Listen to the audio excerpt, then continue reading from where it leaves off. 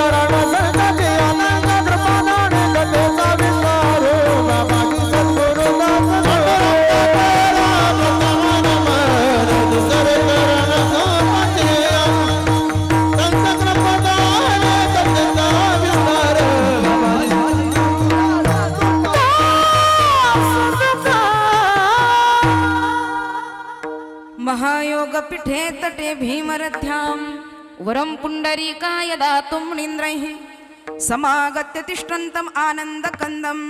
थोडा मोकळा आवाज आला पाहिजे समोर मॉनिटरला थोडासा द्या जरा.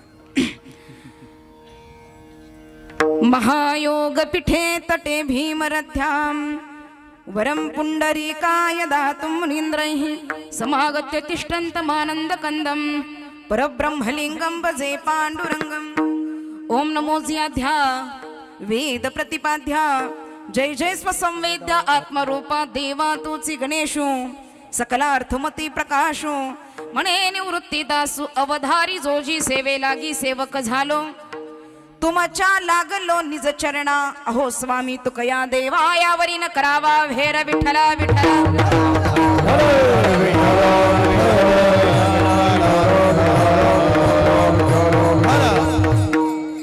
प्रस्तुत प्रसंगी सेवेकरिता निवडलेला अभंग जगाचे जगद्गुरु देहूचे निवासी वैराग्याचे मूर्तिमंत पुतळे श्रीमंत आणि श्री संत माझे तुकोबाराया यांचा 4 चरणांचा उत्कृष्ट असा जन्माला आल्यानंतर माणसानं जगावं कसं जीवनाचं रहस्य सांगणारा अभंग आहे. विठ्ठला विठ्ठला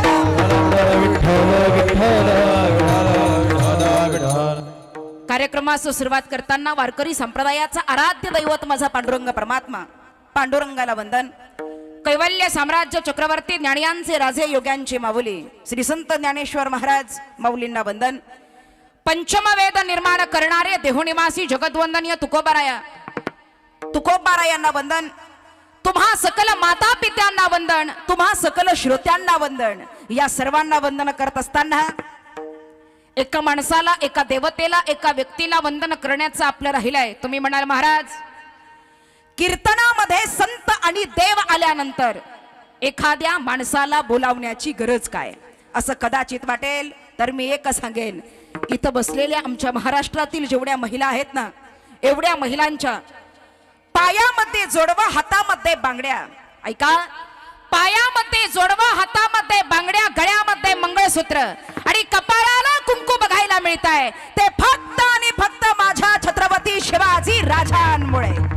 म्हणून विनंती आहे, भव्य दिव्य असा कीर्तन सोहळा उभा राहिलाय. लोकांना दहाव्याला वेळ नाही, लोकांना मैतीला वेळ नाही.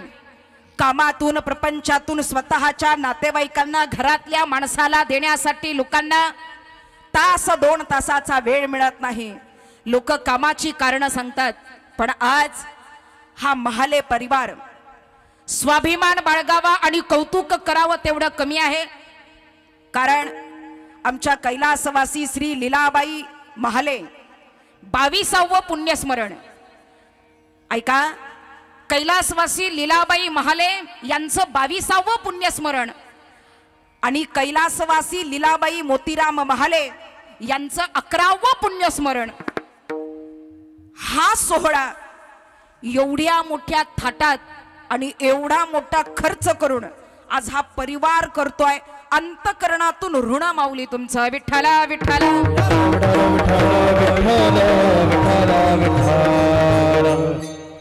सर्वांना वंदन केलं. क्षत्रिय कुलावतंस सिंहासनाधीश्वर राजाधिराज योगीराज श्रीमान शिव छत्रपती शिवाजी महाराज सर्व जमलेत. राज, तुम्हाला वंदन करणं आमचं कर्तव्य आहे. तुम्ही नसाल तर या हरी कीर्तनाला रंग नाही. तुम्ही नसाल ना राज, तर आमच्या या सोहळ्याला शोभा नाही. तुम्ही होतात म्हणून आज हे कीर्तन आहे. तुम्ही होतात ना राज, म्हणून आमच्या मंदिरातील देव सुरक्षित आहे, आमच्या मातीतली स्त्री सुरक्षित आहे. 32 मणांच्या सोनेरी सिंहासनावर रायगडावर जरी बसलेले असाल ना तुम्ही राजा, तरी आज या हरी कीर्तनामध्ये यावं, विराजमान व्हावं, स्थानापन्न व्हावं. यावं राज, यावं. आइए महाराज विराजिए, आइए महाराज विराजिए, आइए महाराज विराजिए, आइए महाराज विराजिए. पधारिए जितव कुमार, पधारिए जितव कुमार, आइए महाराज विराजिए, आइए महाराज विराजिए. पधारिए जितव कुमार, पधारिए जितव कुमार, आइए महाराज विराजिए, आइए महाराज विराजिए.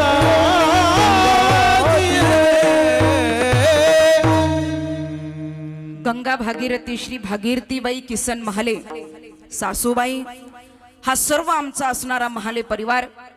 श्री मोतीराम किसन महाले पती अंकुश किसन महाले, दीर किशोर मोतीराम महाले, मुलगा चिरंजीव कमलेश मोतीराम महाले, मुलगा सौ मंदाताई कैलास जाधव, मुलीचं नातं कुमारी मायरा सचिन महाले, शिवनाथ किसन महाले, श्री संजय किसन महाले, श्री प्रवीण मोतीराम महाले, सौ नंदाताई दत्तू मुरकुटे, सौ सुजाताताई निलेश पाटील आणि कुमारी अविष्का विशाल महाले.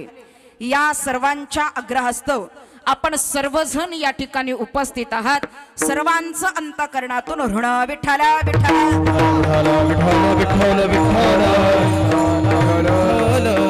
कार्यक्रमास उपस्थित असणारे आणि कार्यक्रमामध्ये गोडवा आणण्यासाठी उत्तम असं सहकार्य करणारी आमची ही गुणीजन आणि कलाकार मंडळी, आमचे आदरणीय श्री हरिभक्तपरायण शिवराम महाराज बोराडे, अंतकरणातून आपलं ऋण. हरिभक्तपरायण ऋषिकेश महाराज नवले, हरिभक्तपरायण भगवान महाराज शिंदे, हरिभक्तपरायण विठ्ठल महाराज भोकनळ आणि हरिभक्तपरायण मृदंगाचार्य वैभव महाराज वाघचौरे सगळ्यांना पंखे लागले, फक्त त्यांनाच नाही आहे. पण आता जरा थोडीशी कमतरता आहे, कार्यक्रम लांब आहे, आमची आयोजक मंडळी ही पळतायत, पण आहे थोडासा उन्हाचा तडाखा. एवढं सहन करतोय, थोडं सहन करायला काय हरकत नाही. विठ्ठला विठ्ठला.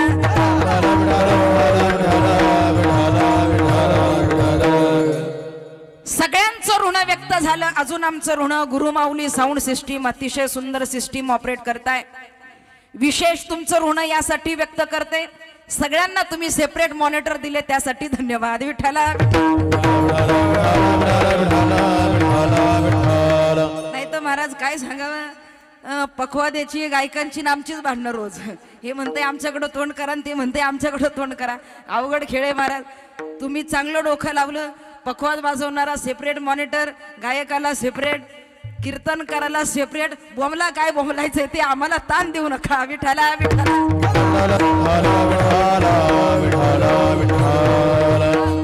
जगद्गुरु तुकोबाराय या सुंदर असं वर्णन करतात. माझ्या मनाला गोचाळा, माझ्या मनाला आवड निर्माण झाली पाहिजे. का व्हावी? ऐका.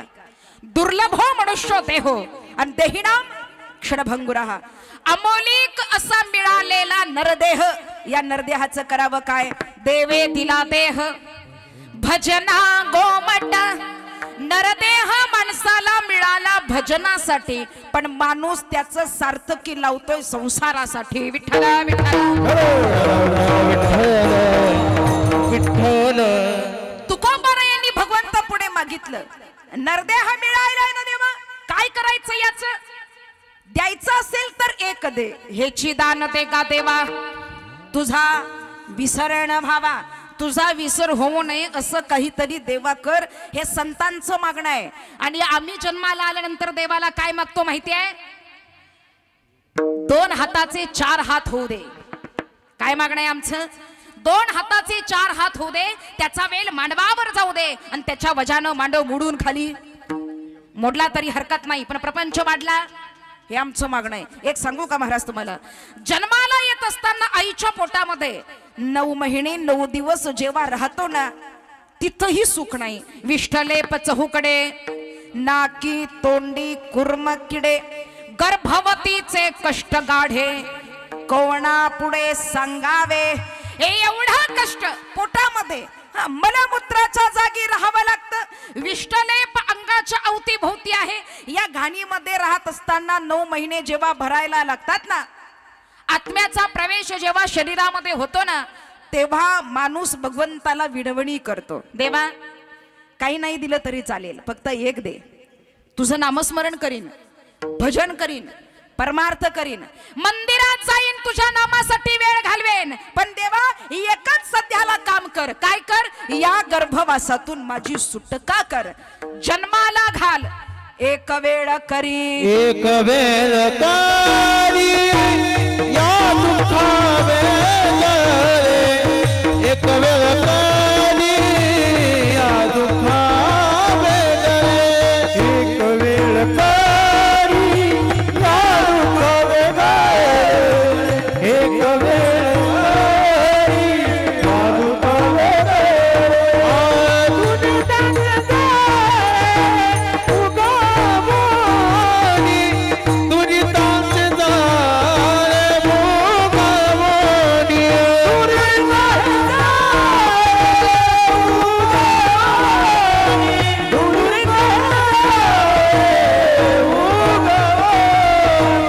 आठवीन पाय हा माझा नवस, आठवीन पाय हा माझा नवस, आठवीन पाय हा माझा नवस, आठवीन पाय हा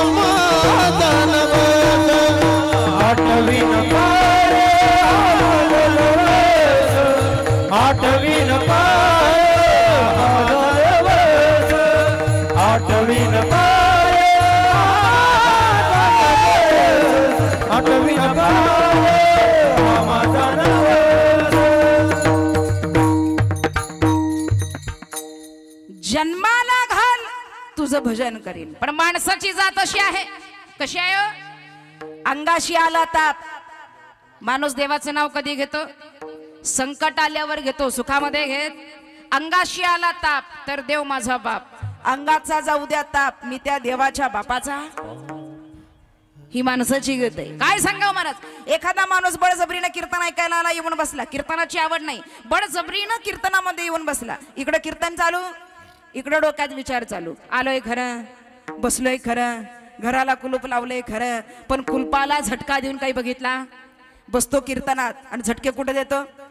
कुलपाला झटके देऊ देऊ जर खराच झटका आला आणि कीर्तनात समजा हे मेल, कीर्तनात समजा हे स्वर्गवासी झालं, मला सांगा आता हे कीर्तनात मेलं. गावातली भाविक लोक काय म्हणतात, वा काय भाग्यवान आहे हो, कीर्तनात मोक्ष मिळाला. मला खरं सांगा हे कीर्तन ऐकून मेलं का?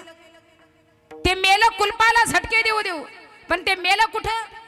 इथं येऊन मेलं. सगळ्या गावाचं पाप करून कीर्तनात येऊन मेलं आणि इथं येऊन मेल्यामुळं आयता मोक्ष प्राप्त झाला. एवढं या कीर्तनाच्या जागेचं महत्व आहे. म्हणून महाराज सांगतात, नाचू कीर्तनाचे रंगी ज्ञानदीप.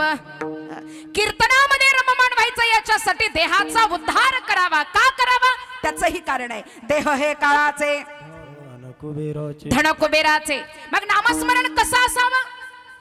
देहू गावी तुकोबाराया राहत असताना प्रत्येक माणसाच्या पाठीमाग निंदक असतात. निंदकाचे घर असावे. रामेश्वर शास्त्री नावाच्या माणसाने विचार केला, तुकाराम महाराज नावाचा कोणीतरी संत आहे, नाव वाढायला लागलंय, जरा बघावं लागतंय. एक सांगू का तुम्हाला, माणसाचं नाव वाढायला लागलं, प्रगती व्हायला लागली की लोकांना बघवत.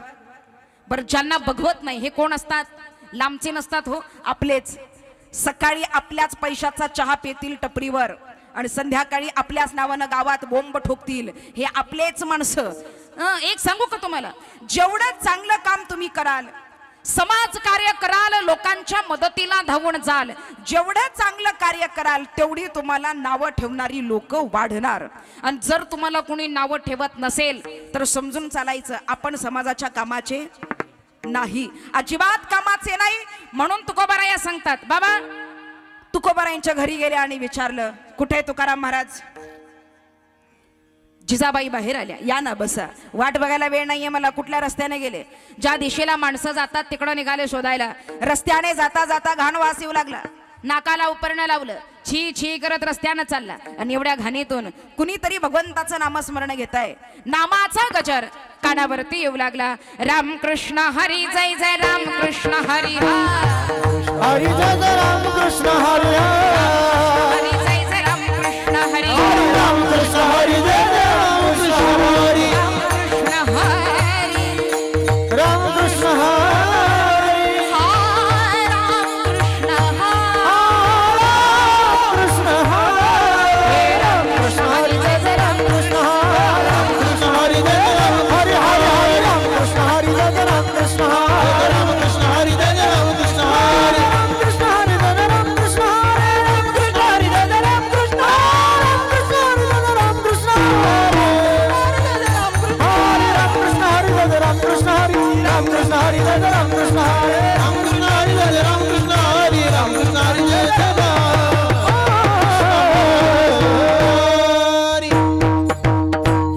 कीर्तनामध्ये येणं, परमार्थ करणं ही पुण्याची लक्षण आहेत महाराज. कोणाचंही लक्षण नाही, कोणाच्याही कामाला हे येत नाही. आज आमच्या लीलावती बाईंच्या आज वर्षानुवर्ष झाली पुण्यस्मरणानिमित्तानं कीर्तनाचा सोहळा या ठिकाणी पार पडतोय, धार्मिक कार्य या ठिकाणी पार पडतंय. एक सांगू का तुम्हाला, अनंत जन्माची पुण्याई असल्याशिवाय भगवंताचं नामस्मरण मुखामध्ये येत जन्मी आम्ही बहुपूर्ण केले, जन्मी आम्ही बहुपूर्ण केले, जन्मी आम्ही बहुपूर्ण केले, जन्मी आम्ही बहुपूर्ण केले. देवा या विठ्ठला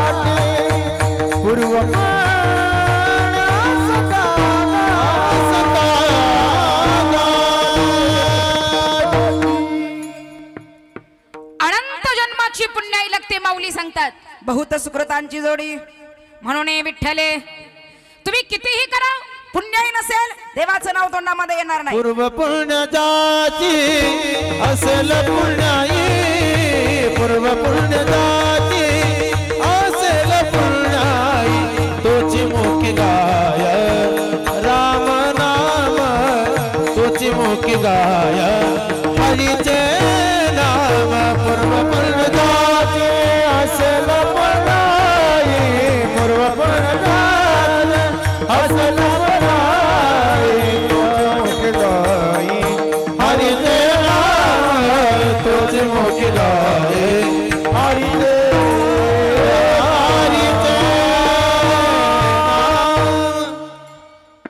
तुकोबारायांचं नामस्मरण घेत असताना तुकोबारायांना वेळ आणि काळ कळत नव्हता. रामेश्वर शास्त्री तुकोबारायांच्या घरी गेले आणि विचारलं तुकाराम महाराज कुठे आहेत. शौचालयासाठी तुकोबाराया गेले होते आणि जिजाबाईंनी सांगितलं या रस्त्यानं माणसं जातात तिकडं जा म्हणे भेटतील. शास्त्री निघाला. रस्त्याने जाताना घाण जागेतून नामस्मरणाचा आवाज त्याला आला. नाकाला उपरणं लावला. राग आला. कोण घेताय एवढ्या घाणीमध्ये भजन. तुकोबाराया समोरून येतात. विचारलं कोण हो तुम्ही. तुकोबारायांनी सांगितलं या देहाला तुकाराम असं म्हणतात. वा वा लोका सांगे ब्रह्मज्ञान आणि आपण जगाला ज्ञान सांगता आणि एवढ्या घाणीमध्ये भजन करता. तुकाराम महाराज तुम्हाला पटतं का. तुकोबाराय म्हणतात तुझं सगळं बरोबर आहे बाबा पण काय करू. छंदया नामाचा घेतला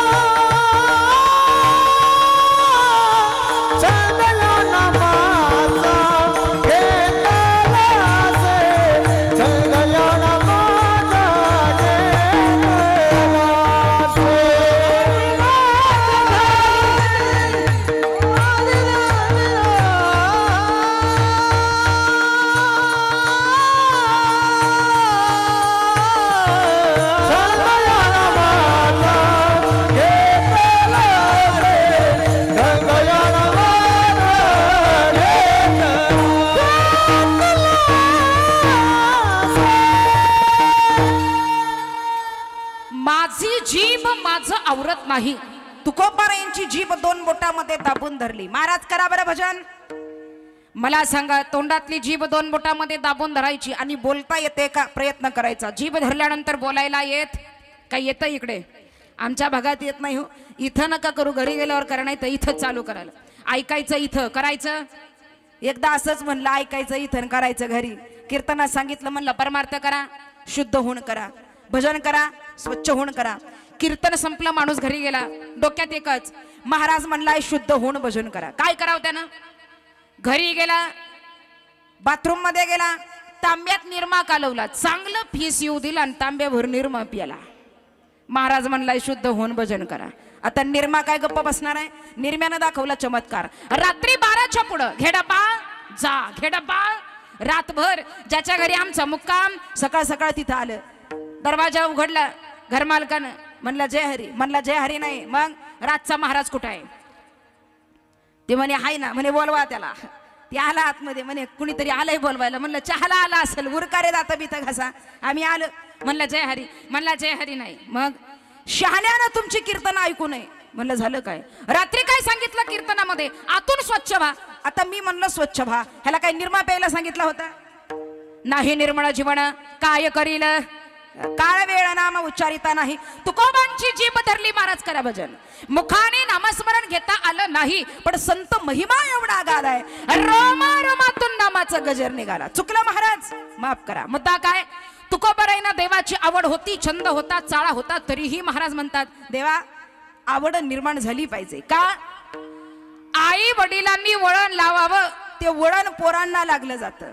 पण आताची पिढी अशी आहे, पोरग कीर्तनाला टाळ घेऊन उभा राहिलं का आई घरी घेऊन जाते आणि तेच पोरगा लग्नाच्या डीजे पुढे नाचू द्या. 4 बाया गोळा करून आमची आई दारात उभा राहते आणि पुढून वरात आली. हे वळण कोणाचं आहे? आईच आहे. मग महाराज सांगतात वळण मुलांना लावावं, ते वळण आईबापाचं लेकरांना लागलं जातं. एक उदाहरण सांगते महाराज. एका ठिकाणी कीर्तनाला गेलो, आईचं वळण बघा. कीर्तन संपलं, गप्पा मारत आम्ही बसलो. गप्पा मारता मारता गावातली एक वयस्कर आजी माझ्याकडे आली. अंगावरती लुगडं, हातामध्ये काठी, तोंडामध्ये दाताचा पत्ता नाही, अंग थरथर कापतंय, अगदी वय झालेलं. जुक्कल माझ्याजवळ आली, दर्शन घेतलं आणि मला म्हणते बाई. म्हणलं काय आजी? रात्री का नाही लई भारी कीर्तन केलं ग माय. म्हणलं आजी तुमच्यासारख्या म्हाताऱ्या माणसांची कृपा पाहिजे, चांगलंच होते. तसं नाही माय, मला लय आवडलं. चल माझ्या घरी चहाला. आजीनं चहाला नेलं. आजी गरीब नव्हती, श्रीमंत. बंगल्यात नेलं, गादीवर बसवलं, चहा करायला सांगितलं आणि लागली गप्पा ठोकाय. गप्पा मारता मारता आजीनं मला प्रश्न विचारला, तुम्हाला विचारू? म्हणलं काय? तुम्हाला किती लेकरं हाय? म्हणलं मला किती असू दे, तुम्हाला किती आहे सांगा. तुम्हाला किती म्हणता बरोबर आजी ताट झाली. मला का नाही, 3 पोरं हाय. म्हणलं चांगले. तसं नाही. मग काय करतात ते ऐका. म्हणलं सांगा काय करताय पोरग? हा बंगला त्यानंच बांधला. म्हणलं चांगलं आहे. 4 गाड्या त्यानंच घेतल्या. म्हणलं चांगलं आहे. करताय काय? असं वाटत नाही 9 महिने वज वागवलं म्हणून पांग फेडलं पोरानं, पांग फेडलं ग. मला वाटलं हे लई मोठं कुणीतरी असावं. म्हणलं करताय काय? आजी म्हणली काय सांगू माझं मोठं. एवढा मोठा कोरोना आला, सगळं बंद होतं. गाडी बंद, रेल्वे बंद, मंदिर बंद, भजन बंद, कीर्तन बंद, सगळं बंद होतं. पण माया पोराचं दुकान मात्र चालू होतं ग. मला वाटलं मेडिकल असेल. म्हणलं काय करतंय पोरग? आजी म्हणली काय सांगू माझं मोठं. गावाच्या बाहेर सरकार मान्य देशी, सगळं गाव त्याच्याच मागं लागतं या. म्हणलं हात जोडले माऊले. दुसरं? शाळेत गेलं का? म्हणे शाळा शिकून भेटत नाही. मग टपरीच्या मांग जुगाराचा अड्डा लावलाय आणि देवाच्या कृपेनं 2 पोरं चांगले दिले बघा, सुखात चालले. 2 मुलांचं वर्णन केलं ना आजी गप्पच बसली. मी म्हणलं आजी तुम्हाला 3 आहे ना? म्हणे हो. तिसऱ्यानं काय दिवा लावला सांगितलं नाही. तिसऱ्याचं नाव काढता बरोबर तोंड वाकडं केलं, बोटं मोडायला लागली आणि आजी म्हणते काय सांगू त्या मेल्याचं नाव तोंडात घेऊ वाटत नाही ग. बिघडलं, वाया गेलं. म्हणलं करतय काय? काय सांगू म्हणे माझं तिसरं. ट्रॅक्टरच्या चाका एवढ्या गळ्यात माळा घातल्या आणि तुमच्यासारखंच ह्या गावचं त्या गावला बोंबलं थिडतया. आता आमच्यासारखं बोंबलं थिडते म्हणजे ते काय करते तुमच्या ध्यानात? 2 मुलं वाईट वळणाला लागली. आजी म्हणते वा. एक भजनाला लागलं तर बिघडलं. म्हणून महाराज सांगतात, माऊलींनी वर्णन केलंय, जे म्हणेची नाही ते वाचे येईल काही. काय बिजेवी न भुई अंकुर असे. बी पेरलंच नाही तर अंकुर येणारच नाही. मनामध्ये भगवंताविषयीची आवड नसेल, मुखातून देवाचं नामस्मरण येणारच नाही. म्हणून तुकोबाराया सांगतात आधी चाळा मनाला लागावा, पण कशाचा चाळा लागला पाहिजे? अभंगातील प्रथम चरण.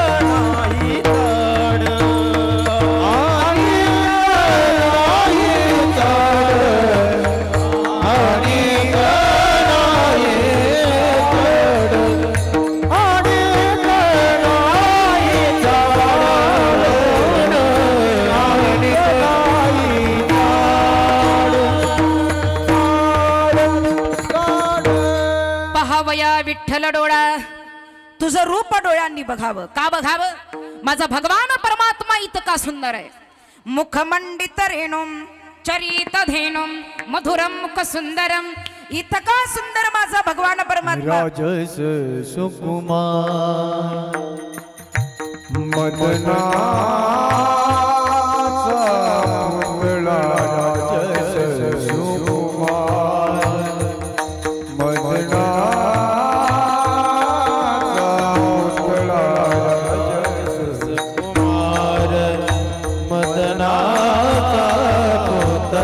राजस सुकुमार मदना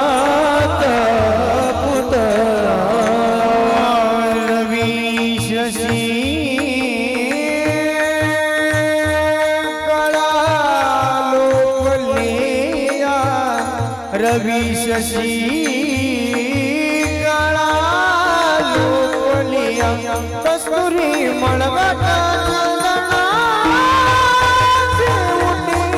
कस्तुरी मळवटा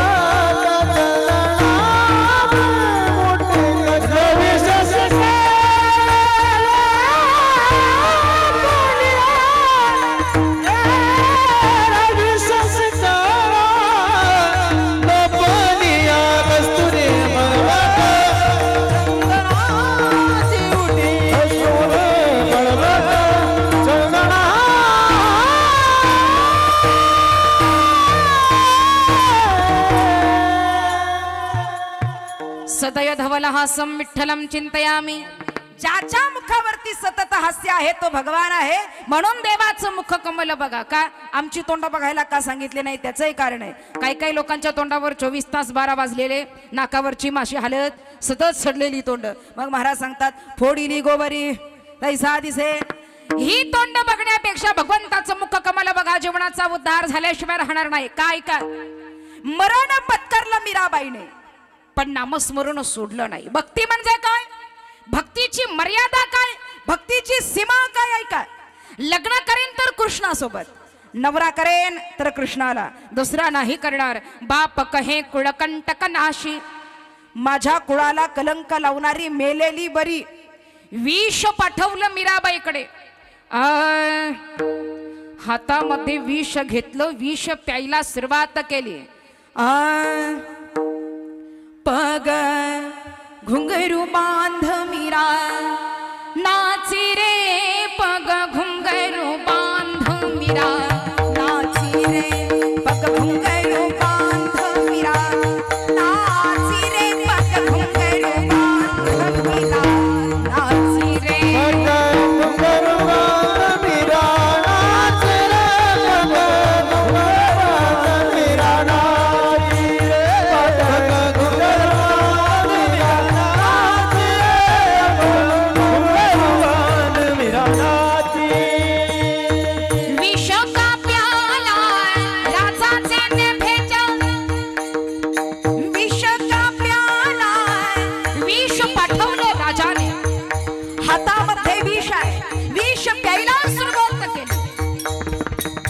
आईने सांगितलं रस्त्यानं लग्नाची वरात चाललेली आहे. मीराबाईनं विचारलं आई ही लग्नाची वरात चालली आहे ते कशासाठी? बाळा आपल्यावर प्रेम करणार कुणीतरी असावं, आपला सांभाळ करणार शेवटपर्यंत कुणी असावं यासाठी लग्न आहे. आणि ज्यानं आपल्यावर प्रेम करावं, जीव लावावा त्याच्याशी लग्न करणं म्हणून ही लग्न आहे. मीराबाईनं सांगितलं आई माणसावर प्रेम करणार आणि शेवटपर्यंत माणसाचा सांभाळ करणार असा व्यक्ती या जगामध्ये कुणी आहे? निस्वार्थपणे प्रेम करणार कुणी असेल मला सांग. मीराबाईच्या आईने सांगितलं बाळा या जगामध्ये आई बाप भाऊ बहीण नातू पंतू सगळे सोयरे नातेवाईक काही वेळापुरतं काही दिवसांपुरतं यांचं प्रेम मर्यादित आहे, काही गरजेपुरतं मर्यादित आहे. पण जर तुला खरा प्रेम करणारा हवा असेल ना भगवान कृष्ण परमात्म्याला जवळ कर, त्याच्याशिवाय दुसरा जीव लावणारा या जगामध्ये कोणी नाही. आणि मग मीराबाईने ठरवलं लग्न करेन तर भगवंताशी. हातामध्ये विष घेतलं, विष प्यायला सुरुवात केली. महाराज मैं तो अपनी नारायण की, विष पिलं मीराने. पण विष पिताना काय म्हणावं? श्रीकृष्ण गोविंद, श्रीकृष्ण गोविंद, हरे मुरारी, हे नाथ नारायण वासुदेव. श्रीकृष्ण गोविंद, हरे मुरारी, हे नाथ नारायण वासुदेव. हे नाथ नारायण वासुदेव, हे नाथ नारायण देव भावना. तिनं पिलेलं विष शरीरामध्ये उतरलं, मूर्ती काळी पडली आणि मीराबाई भजनात दंग झाली. याला म्हणावं प्रेम लागलेला, छंद लागलेला चाळा. पिपत पिपत मीरा, पिपत पिपत मीरा, हासी रे मग घुंघरू बांध मीरा, नाची रे मग घुंघरू बांध मीरा, नाची रे मग घुंघरू बांध मीरा, नाची रे. पग घुंघरू बांध मीरा, नाची रे, पग घुंघरू बांध मीरा, नाची रे, पग घुंघरू बांध मीरा, नाची रे, पग घुंघरू बांध मीरा, नाची रे, भगवंताची भक्ती करायची कशासाठी? ऐका, लोक म्हणतात महाराज सकाळ संध्याकाळ देवाची पूजा करतो, आरती करतो, प्रार्थना करतो, हरिपाठ करतो, तरी संकट आल्यावर तुमचा देव धावून येत नाही. का बरं असं करत असेल? त्याची कारण आहेत. लेकरू जोपर्यंत अंगणामध्ये खेळताय तोपर्यंत आई त्याला घ्यायला जात नाही. ज्या दिवशी ज्या वेळेला खेळायचं सोडून लेकरू आईला आवाज देईल, हातातलं काम सोडून आई त्याला घ्यायला पडत जाते. भगवंताचंही अगदी तसंच आहे. जोपर्यंत आम्ही आमच्या संसारामध्ये मग्न आहोत, हे माझं ते माझं ते माझं करम यामध्ये गुंतलो, तोपर्यंत भगवंत धावून येत नाही. ज्या दिवशी आवाज द्याल त्या दिवशी धावून आल्याशिवाय राहत. त्याचं कारण आहे ऐका. नवऱ्याच्या नावाचं मंगळसूत्र गळ्यामध्ये घातलं, त्याच्या नावाचं जोडवं पायामध्ये घातलं आणि त्याच्या नावाचं कुंकू कपाळाला लावलं की पतीची जबाबदारी आहे पत्नीचा सांभाळ करणं. हे जसं संसारामध्ये आहे परमार्थामध्ये पण तसंच आहे. पांडुरंगाच्या नावाची तुळशीची माळ जर तुम्ही गळ्यामध्ये घातली, त्याच्या नावाचा अष्टगंध बुक्का कपाळाला लावला आणि त्याच्या नावाचा जप जर मुखानं केला ना, तर भगवंताची जबाबदारी आहे तुमचा सांभाळ करणं. करावंच लागेल त्याला. निर्वाणी गोविंद असे मागे पुढे, निर्वाणी गोविंद असे मागे पुढे, निर्वाणी गोविंद असे मागे पुढे, निर्वाणी गोविंद असे मागे पुढे, निर्वाणी गोविंद असे मागे पुढे, निर्वाणी गोविंद असे मागे पुढे, निर्वाणी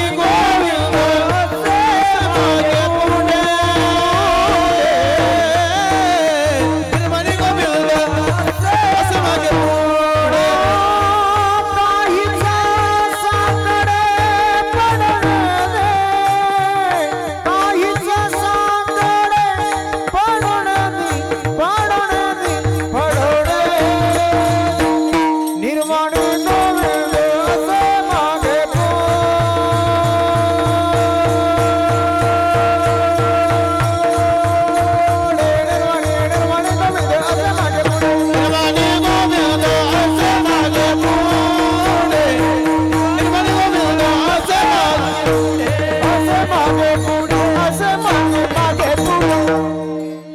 निर्वाणी गोविंद असे मागे पुढे, काहीच साकडे पडणे दे. भगवंताचं नामस्मरण घेतलं ना, तो संकटातून सांभाळल्याशिवाय राहत नाही. पण त्याला आवाज द्यावा लागतो. आवाज दिल्याशिवाय तो तुमच्या जवळ येणार. सुंदर उदाहरण आहे का. महाभारतामध्ये कौरव पांडवांचं युद्ध झालं. एका बाजूला कौरव बसलेले होते, एका बाजूला पांडव बसलेले होते. धृतराष्ट्र नावाचा राजा याच्या नेतृत्वाखाली चाललेलं हे कुरुक्षेत्र. ऐका, शकुनी मामाच्या हातामध्ये फासा आहे. 5 पांडव खेळण्यासाठी बसले. असं म्हणतात, वेळ आली की बुद्धीला सुद्धा तडा गेल्याशिवाय राहत नाही. राजधर्म क्षत्रिय धर्म पाळावा यासाठी धर्मराजे खेळ खेळायला बसले. शकुनी मामाच्या हातामध्ये फासा आहे. फासा खेळण्यामध्ये पारंगत असलेले शकुनी मामा एक एक वस्तू पणाला लावायला सुरुवात झाली. पुढच्या बाजूला 5 पांडव बसलेले होते. महाराज राज्य पणाला लावलं, हरले. सिंहासन पणाला लावलं, हरले. धनधान्य पणाला लागलं, हरले. 5 पांडव पणाला लागले. फासा टाकला. 5ही पांडव कौरवांचे दास झाले. डोक्यावरचा जिरेटोप काढला, धर्मराजानं खाली ठेवला. डोक्यावरचा जिरेटोप काढला, धर्मराजानं खाली ठेवला. मान खाली घातली. काय करावं कळेना. आणि एवढ्यामध्ये दुर्योधनानं आवाज दिला, धर्मा लाव काहीतरी पणाला. धर्मराजानं विचारलं, काय लावू पणाला? सगळंच तर लागलंय. राज्य गेलं, सिंहासन गेलं, दागिने गेले, अलंकार गेले, मान गेला, प्रतिष्ठा गेली. डोक्यावरचा जिरेटोप खाली टाकून तुमच्या पुढं मान खाली बसलोय. नौकर झालोय तुमचे, अजून काय हवंय बाबा? सगळं संपलं. माझ्याकडे तुला देण्यासाठी काही नाही, पणाला लावण्यासाठी काही नाही. दुर्योधनानं आवाज दिला, ज्याच्यासाठी हा एवढा सगळा अट्टहास मांडला अशी मुख्य वस्तू अजूनही तुमच्याकडे आहे. ती जर पणाला लागली नसेल तर खेळ काय कामाचा? अमोलिक अशी वस्तू तुमच्याकडे आहे. धर्मानं विचारलं, बाबा काय राहिलंय माझ्याकडं? 5 पांडवांची पत्नी द्रौपदी अजूनही आहे, तिला पणाला लावा, खेळ संपेल. खाली घातलेली मान धर्मराजानं वर केली. खाली घातलेली मान धर्मराजानं वर केली. द्रौपदी पणाला लावली. ऐका महाराज, शकुनीच्या हातामध्ये फासा आहे. द्रौपदी खेळामध्ये पणाला लागली आहे. ज्या द्रौपदीला पणाला लावलं खेळात, ती कोण होती? सामान्य व्यक्ती नाही महाराज. लोक म्हणतात ना, देवाची आम्ही पूजा करतो 2-2 तास तरी देव धावून येत नाही. पंचपक्वान्न देवाला वाढतो तरी देव धावून येत नाही. एवढा मोठं देणगी दानपेटीमध्ये टाकतो तरी देव धावून येत नाही. एक सांगते तुम्हाला, देवाजवळ वशिला चालत अजिबात वशिला चालत नाही. याचं प्रमुख उदाहरण आहे, तुम्ही कितीही देवाच्या जवळचे असा, त्याच्याजवळ फक्त भक्ती लागते, वशिला लागत.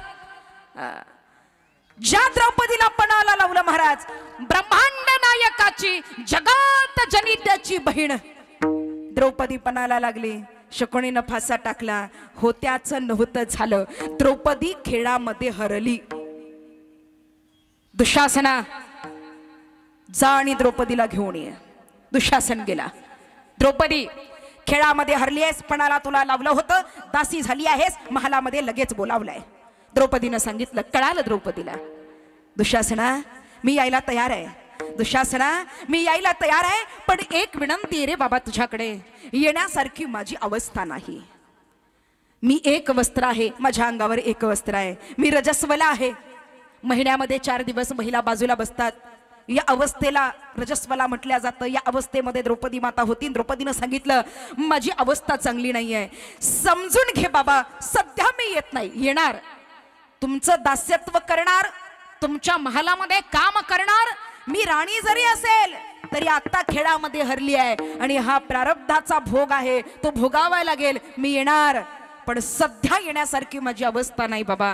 ऐकलं नाही दुःशासनानं महाराज. केस हातात धरले द्रौपदीचे आणि फरफटत द्रौपदी दरबारात आणली. दरबारात आणून पडता बरोबर द्रौपदीच्या डोळ्यातनं पाणी आलं. पुढे बघितलं, धृतराष्ट्र नावाचा राजा सिंहासनावर बसलेला होता. लाव साडीला हात. दुःशासना, बघतोस काय? द्रौपदीच्या साडीला हात लागला. पदार खेचला द्रौपदीचा. साडी अंगावरची निखळून पडणार. दोन्ही हातानं साडीचा पदर खेचला द्रौपदीनं. जेवढा आवरता येईल आवरण्याचा प्रयत्न केला, पण त्या माणसापुढे ताकद चालत नव्हती. रडवेला जीव झाला. काय करू कळेना. सगळ्या दरबारात पुरुष बसलेले आहेत. एवढ्या पुरुषांसमोर माझ्या अंगावरचं वस्त्र काढल्या जाईल.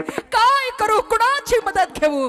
तिनं पुढे सिंहासनावरच्या राजाला आवाज दिला, राजा तुमच्या सुनेवर अत्याचार होतोय, वाचवा. अंगावरचं वस्त्र काढल्या जात आहे, अन्याय होतोय दरबारात, वाचवा तुमच्या सुनेला. धृतराष्ट्राला हात जोडले आणि सांगितलं, तुझी मदत करू शकत नाही. तिने विचार केला, ज्या देशाचा राजा अंधळा आहे तो काय मदत करणार? अंधेरी नगरी बेधुंद राजा. गांधारीला सांगितलं, तुझा लाडका दुर्योधन आहे, एक आवाज दिला ना सगळं थांबल. थांबव ग. द्रौपदीनं मान खाली घातली. आपले 5 पती बसलेले होते. मोठ्या याचनेनं बघितलं, पण मान खाली घालून बसलेले पती. लज्जा वाटली द्रौपदीला. एका वाक्यात तिनं सांगितलं, धिक्कार गांडीवधारी अर्जुना तुमच्या धनुष्याला, धिक्कार तुमच्या गदेला. एवढे पराक्रमी असून तुम्ही एका स्त्रीचं रक्षण करू शकत नाहीत. पांडवांनी सांगितलं, रक्षण केलं असतं पण यांचे दास झालो आहे, शब्दात अडकलो आहे. सगळीकडे तिनं हात पसरले. महाराज रडवेला प्रसंग होता. कृपाचार्य, द्रोणाचार्य, भीष्माचार्य यांच्याकडे बघितलं, गुरुवर्य तुमचा अधिकार आहे, क्षमता आहे, एका क्षणामध्ये हे सगळं थांबेल, परिणाम भोगावे लागतील पण थांबवा हे सगळं. गुरुवर्यांचं उत्तर काय आहे मंडळी ऐका. पोरी तुझी मदत आम्ही करू शकलो असतो, आम्हाला पण वाईट वाटतंय, डोळ्यानं बघवत नाहीये हा अन्याय, हृदयाला समजत नाहीये, पण काय करू बाळा, तुझी मदत आम्ही यावेळी करू शकत नाही. त्याचं कारण या कौरवांचं अन्न आम्ही खाल्लंय. आमची इच्छा जरी असेल तरी आम्ही तुझी मदत करू शकत नाही, कारण यांचं अन्न जोपर्यंत आमच्या पोटात आहे, रक्तात आहे, तोपर्यंत आम्ही तुझी मदत करू शकत नाही. म्हणून म्हणतात, माणसानं अन्न खावं कुणाचं, कुठं खावं, कसं खावं हे माणसाला समजलं पाहिजे. जसं अन्न खाल तशी माणसाची नियत बदलत जाते. सगळं सगळं सगळं संपलं महाराज. आणि मग मात्र काय करावं कळेना. रडवेला चेहरा झाला, हृदयाची धडधड वाढली. आणि या द्रौपदीनं सगळ्यात शेवटी सगळं संपल्यानंतर माणसाचा जो स्वभाव आहे तो स्वभाव द्रौपदीने तिथे वापरला. सगळं संपलं आणि मग आठवला भगवान परमात्मा. कोटे गुंतलासी बालके चराया, कोटे गुंतलासी बालके चराया, कोटे गुंतलासी बालके चराया, कोटे गुंतलासी बालके चराया, वेळका सकाया लावीरा, वेळका सकाया लावीरा, दीनानाथ प्रिय सांगलिया पुणे, दीनानाथ प्रिय सांगलिया पुणे, वेळका सकाया लावीरा, वेळका सकाया लावीरा, दीनानाथ प्रिय सांगलिया पुणे, दीनानाथ प्रिय सांगलिया पुणे.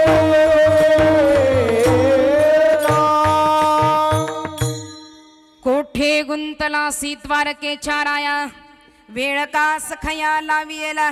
आवाज दिला, भगवंता कृष्णा कान्ना मधुसूदना गोविंदा रमणा, माझ्यावर वेळ आली, देवा धावून ये. भगवंत धावून आला, द्रौपदीला वस्त्र पुरवलं. कौरवी पांचाळे सभे मागे आणले, वस्त्र हरण वस्त्र कैसे झाली मामुले, वस्त्र हरण वस्त्र कैसे झाली मामुले, कौरवी पांचाळे आणले, वस्त्र हरण वस्त्र कैसे झाली मामुले, वस्त्र हरण वस्त्र कैसे झाली मामुले, झाली मामुले. द्रौपदीचं रक्षण झालं, सगळं संपलं. पण ऐका, शेवटचं महत्वाचं आहे.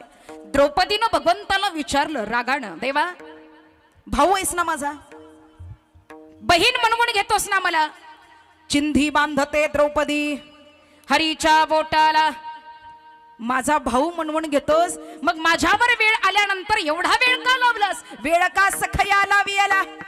कुठे गुंतला होतास? का आला नाहीस धावून? एवढा वेळ का लावलास? भगवंतांना उत्तर दिलं, द्रौपदी अगं मी आलो असतो, पण द्रौपदी तू मला बोलावलंच नाहीस तर येणार कसा? मला वाटलं तुझं रक्षण करणारी माणसं तिथं आहे म्हणून मी थांबलो होतो ग. आवाज देता बरोबर इथे हजर झालो. मला सांगायचंय काय, जोपर्यंत तुम्ही त्याला आवाज देत नाही तोपर्यंत तो धावून येणार.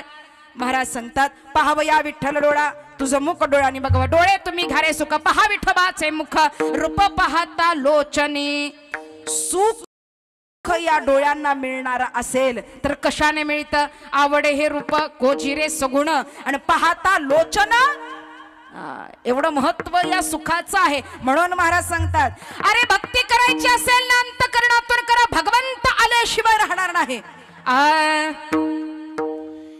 एकच टाळी झाली चंद्र भागे वाळवंटे,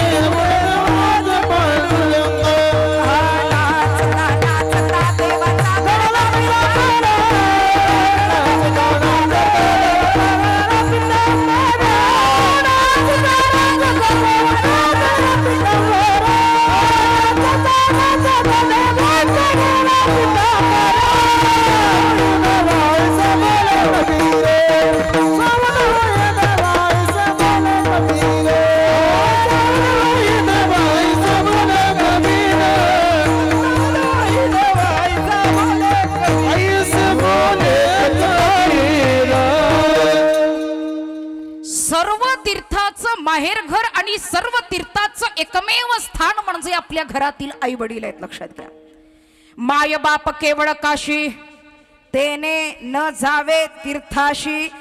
अनेक तीर्थ केली नाही तरी चालेल, अयोध्या काशीला गेला नाही तरी चालेल. मी नेहमी सांगत असते माझ्या कीर्तनामध्ये, एक वेळ पंढरीच्या पांडुरंगाच्या चरणाशी नतमस्तक पायी निधान का वाराणसी गया, पायी निधान का परिणय तुका पंढरीचा, परिणय तुका पंढरीचा, परिणय तुका पंढरीचा, परिणय तुका पंढरीचा.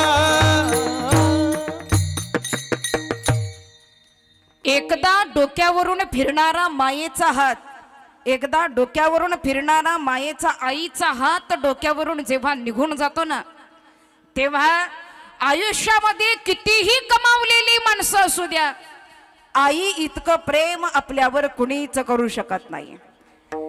आईच्या प्रेमाची मर्यादा, आईच्या प्रेमाची व्याख्या एका कवीने सुंदर उदाहरण दिलंय महाराज. नभीची चांदणी तू चंदराची कोर, शीतल तुझी छाया मला हवी जीवनभर, या शीतल छायेमध्ये उभं आयुष्य घडवेन. आईच्या मायेची व्याख्या, आईच्या मायेची तुलना कोणाशीच करू शकत नाही. एक सांगू का तुम्हाला, सगळं गाव पोराला शिव्या घालेल, सगळं गाव पोराला शिव्या घालेल, सगळं गाव पोराला बोलेल, पण त्याच लेकराची आई कितीही चुकीचं पोरग असू द्या, कितीही मोठा गुन्हा केलेला असू द्या, मुलानं येऊन आईच्या मांडीवर डोकं ठेवलं की आईचा प्रेमाचा हात त्या डोक्यावरून फिरल्या जातो आणि आई सांगते, बाळा आता काही केलं असेल पण पुढं करू नकोस बरं बाळा. आईच्या तोंडात एकच असतं, शेजारीन बाई भांडायला आली, अगं तुझ्या पोरानं माझ्या पोराला दगड मारलं.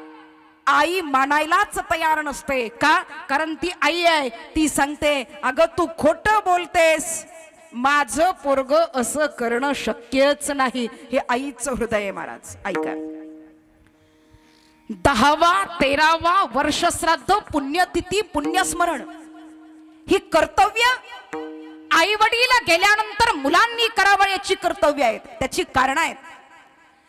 जन्माला असेपर्यंत आई वडिलांची सेवा करावी, जिवंत असेपर्यंत त्यांच्या चरणाशी नतमस्तक व्हावं आणि त्यांनी गेल्यानंतर आयुष्यभर त्यांनी आपल्यावर केलेले उपकार म्हणणार नाही, त्यांचं ऋण मुक्त करण्यासाठी पुण्यस्मरण, वर्षश्राद्ध, 13वा 10वा ही क्रिया पाठीमागे मुलांना करावी लागते.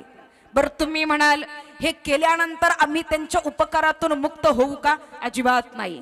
आई वडिलांची पुण्याई एवढी आहे महाराज, कितीही करा, कितीही करा, त्यांच्या पुण्यातून आम्ही मुक्त होऊ शकत, उपकारातून मुक्त होऊ शकत, कारण त्यांचे उपकार तेवढे आहेत.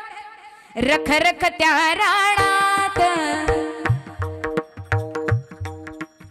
आईनं काय केलं माणसं विचारतात. 3 किलोचा दगड घ्या पोटाला बांधा, 3 किलोचा दगड घ्या पोटाला बांधा, दिवसभर काम करा आणि मग कळेल तुम्हाला आई म्हणजे काय, आईचं महत्व काय.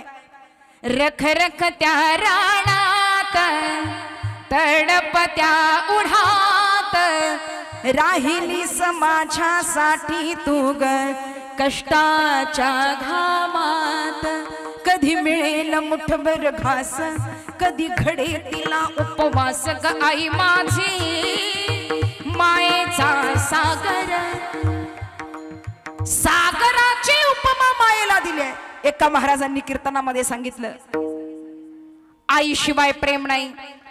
निस्वार्थ प्रेम कुणी करत असेल तर फक्त आई आहे. एकदा आई गेली, आई जिवंत असेपर्यंत तिची किंमत करा. माणसं करत नाही तो महाराज, माणसं करत नाहीत. आई जिवंत आहे तोपर्यंत तिची किंमत करा. एक सांगू तुम्हाला, पोरग घरातनं काही कामाला निघालं तर कोपऱ्यात बसलेली आई ओरडते, बाळा अरे असं करू नको, असं कर. पोरग म्हणतं, ए आय तुला काही कळत नाही, गप्प बसत जा एका ठिकाणी. मला सांगा, सहज आमच्या तोंडून शब्द निघतात. त्या आईला जर काही कळत नसेल, तिला जर अक्कल नसेल, तिची अक्कल सहज काढून आम्ही रिकाम होतो. तिला जर अक्कल नसेल, मला सांगा, तुम्ही लहान असताना तुमच्या डोळ्यामध्ये तिनं जे काळं काजळ घातलं, हे काळं काजळ घालायच्या ऐवजी हिरव्या मिरचीचा ठेचा भरला असता तर. अक्कल आहे म्हणून काजळ भरलाय, अक्कल आहे म्हणून रात्र रात्र जागून काढल्यात. महाराजांनी सांगितलं, एका महाराजांनी सांगितलं, महाराज कीर्तन आईशिवाय प्रेम नाही, आईशिवाय माया नाही, आईशिवाय जागा नाही, आईशिवाय निस्वार्थ प्रेम करणारं जगात कोणी नाही. आईची कळवळ्याची जाती, आईची कळवळ्याची जाती, हो आईची कळवळ्याची जाती, आईची कळवळ्याची जाती, आईची कळवळ्याची जाती.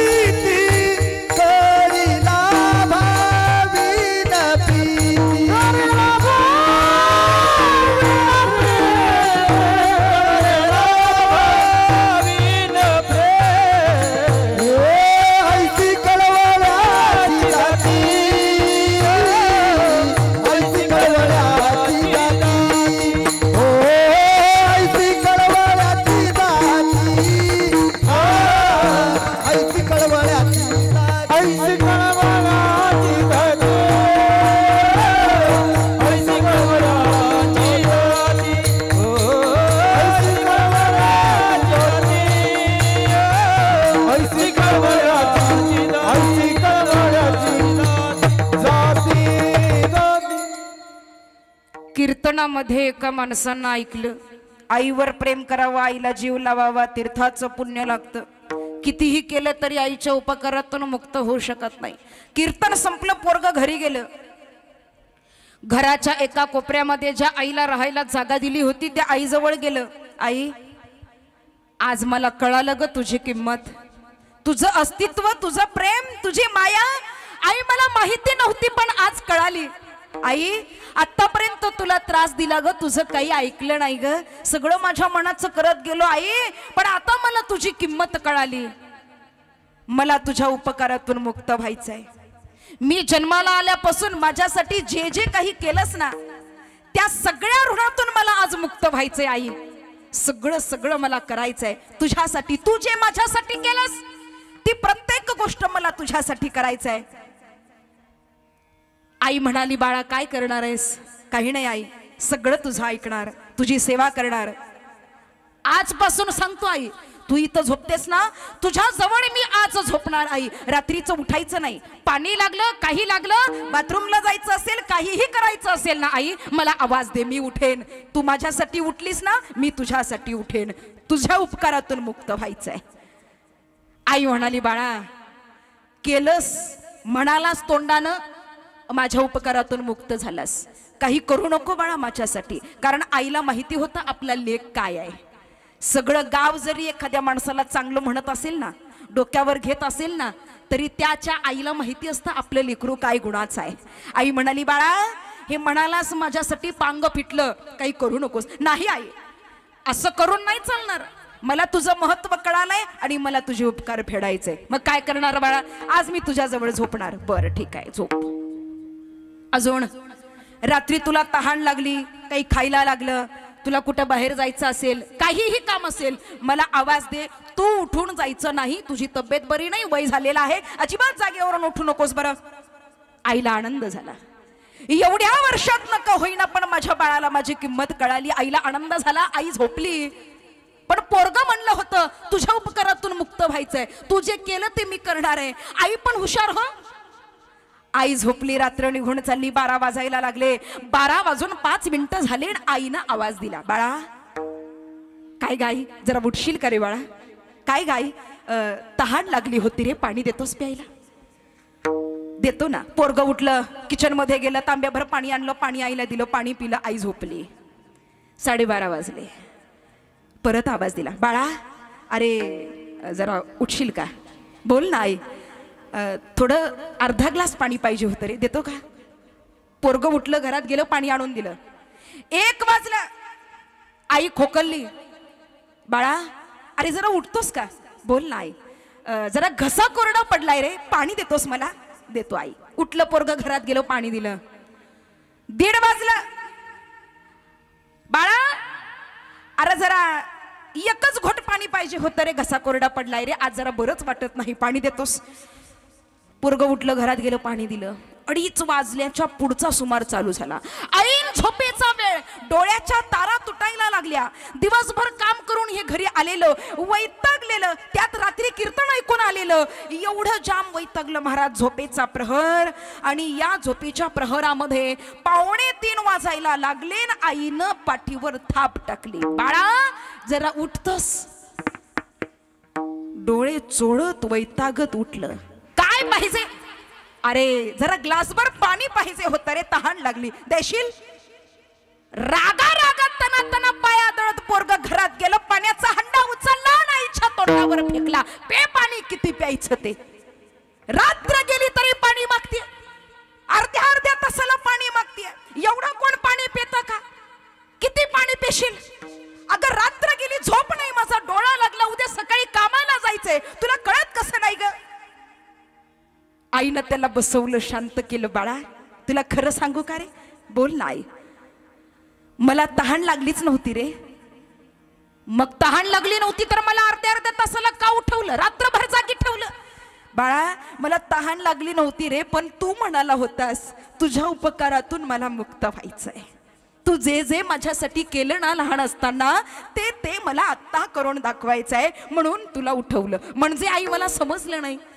अरे बाळा तू जन्माला आलास ना, बाळा जन्माला आलास ना, मी अर्ध्या तासाला तरी आवाज दिला रे तुला. 10 मिनिटाला तुझ्या अंगाखालचं वस्त्र ओलं होत होतं रे. ते वस्त्र ओलं झाल्यानंतर तुझी झोप मोडायची आणि तू रडायला लागायचास. एकदा रडायला लागला की थांबायचा नाहीस. ते ओलं काढावं वाळलं टाकावं, ओलं काढावं वाळलं टाकावं. पोट रिकामं झालं की पुन्हा दूध पाजावं, पुन्हा वाळलं टाकावं. रात्र रात्र जागी राहिले बाळा.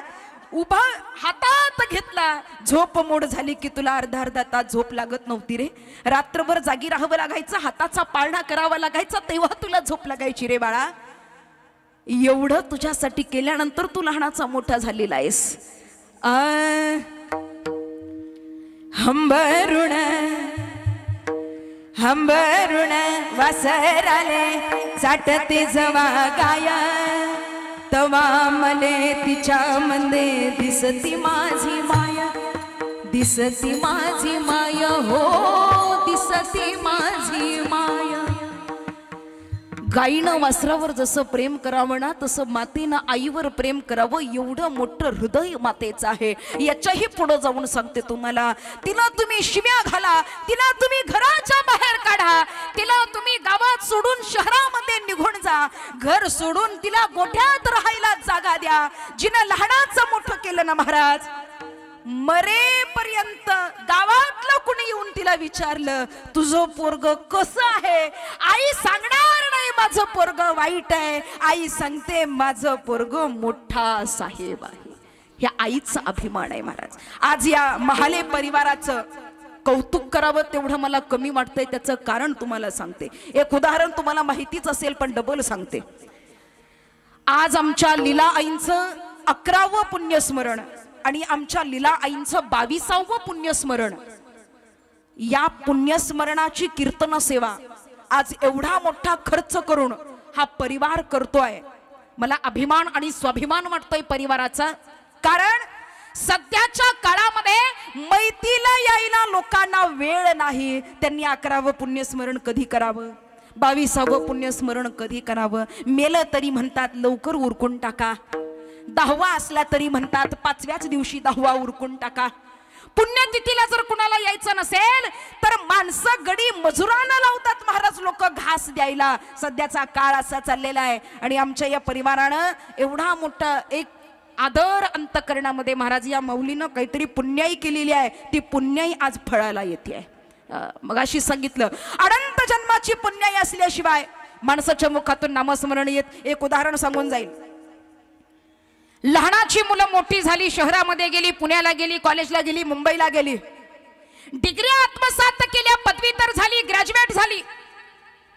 ग्रॅज्युएशन कंप्लीट केल्यानंतर पुढे काहीतरी करावं म्हणून मुलं शिकतच राहिली. शेतामध्ये राब राब राब राब आई राबली, उन्हामध्ये काम केलं, कॉलेजला कर्ज काढून फी भरली. पण माझं पोरग गावात कुणाचं शिकलं नाही एवढं शिकलं पाहिजे म्हणून आईनं काबाड कष्ट केले. आणि त्या आईनं लेकरांना शिकवलं, मोठं केलं, उच्च शिक्षित केलं. मुलं पुण्याला मुंबईला राहिली नाहीत, मुलं शहराला निघून गेली. शहराला राहिली नाहीत, मुलं परदेशाला निघून गेली. भारत देश सोडून परदेशाला निघून गेल्यानंतर इकडं गावामध्ये आईची तब्येत बिघडली. महाराजीनं सगळ्या आयुष्याची कसोटी पोराच्या शिक्षणाला लावली. तब्येत बिघडली, ऍडमिट केलं, व्हेंटिलेटरवर आईला ठेवलं आणि डॉक्टरांनी सांगितलं जास्त वेळ तुमच्या आईकडे नाहीये, थोडेच 2च दिवस आहेत. कुणी ओळखीचं आहे, नातेवाईक आहे, परिवार आहे, शेवटचं तोंड बघण्यासाठी बोलावून घेतलं तरी चालेल, वेळ त्यांच्याकडे नाहीये. आई बाहेर आली, वडील बाहेर आले आणि मुलांना फोन केला, बाळांनो आई आजारी आहे रे, ऍडमिट केले, जरा येता. बाबा येतो, प्रयत्न करतो. दुसरा दिवस उजाडला, फोन केला, बाळांनो कधी निघालात का रे? बाबा थोडंसं अडचण निर्माण झाली आहे, सुट्ट्या मिळत नाहीये. अमेरिकेमध्ये राहतो ना, भारतासारखं तिथं नाही बाबा, सुट्ट्या लवकर मिळत नाही. 1-2 महिने आधी सांगावं लागतं तेव्हा सुट्टी मिळते, अशी अचानक मिळत नाही. एक काम करा, काही नाही होणार, आईला काळजी घ्या. तिसरा दिवस उजाडला, कधी येत आहे रे? आईला बघायला कधी येत आहे? बाबा डॉक्टर लोक तसेच सांगत असतात, किती पैसे पाहिजे बोला, किती लाख पाहिजे बोला, पाठवून देतो, काळजी करू नका. बाप म्हणाला, बाळांनो सध्या तुमच्या पैशाची तिला गरज नाही रे, तुमच्या तोंडावरनं हात फिरवावा, तुमचा चेहरा बघावा एवढी तिची शेवटची इच्छा असेल म्हणून तुम्हाला बोलावतोय रे. अरे तुमच्यासाठी माझ्या संघ आयुष्यभर भांडली रे ती. माझं लेकरू असं, माझं लेकरू तसं, त्याला मारू नका, त्यानं ते केलं नाही, असं का वागता त्याच्यासोबत. अरे आयुष्यभर माझ्याशी तिनं वाद घातला, शेवटची वेळ आहे रे या रे लेकरांनो तिला बघायला. पोरग म्हणाल प्रयत्न करतो, शेवटचा दिवस जवळ आला, व्हेंटिलेटर सुटलं, आई स्वर्गवासी झाली, आईला घरी आणलं, फोन गेला. बाळांनो आई गेली रे, आपल्या सगळ्याला सोडून गेली, या कार्याला या, या पोरांनो निघा लवकर, येतोच बाबा काळजी नका करू, येतोच. गावामध्ये तयारी करायला चालू झाली, स्मशानभूमीमध्ये प्रेत नेण्याची. तिरडी बांधायला लागले. गावातली माणसं म्हणाली जास्त वेळ ठेवून जमणार नाही.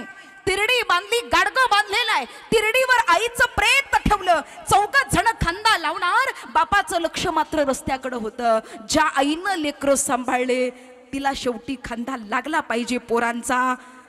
बाप बघतोय, खांदा उचलणार एवढ्यात पोराची गाडी रस्त्यानं दिसली. महाराजांनी बापानं थांबवलं, ए थांबा रे, पोरं येत आहेत, थांबा जरा, खांदा लागू दे बरं, तसं नेणं चांगलं नाही, मुलाचा खांदा लागला पाहिजे.